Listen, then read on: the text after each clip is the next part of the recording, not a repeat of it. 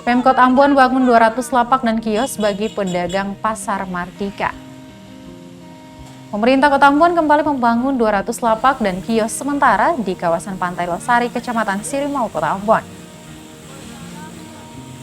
Hal ini disampaikan Kepala Dinas Perdagangan dan Perindustrian Kota Ambon, Sirjon Salarmanat, kepada wartawan di Balai Kota Ambon pada Senin 20 September 2021.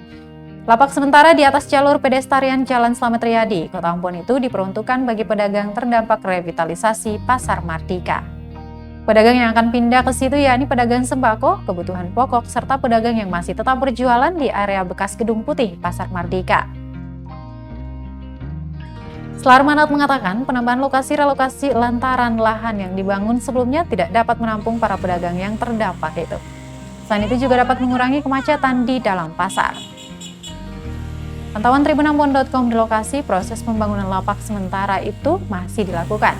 Berbeda dengan lapak pada umumnya, material yang digunakan berupa spandek atau baja yang ringan.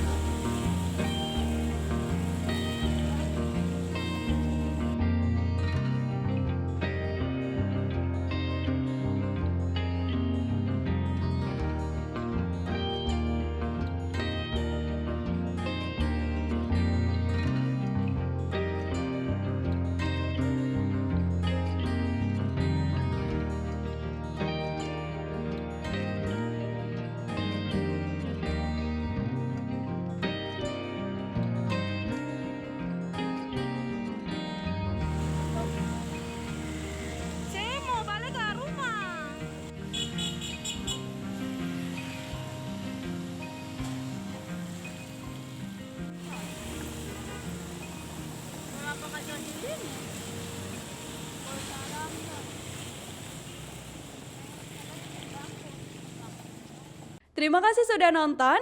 Jangan lupa like, subscribe, dan share ya.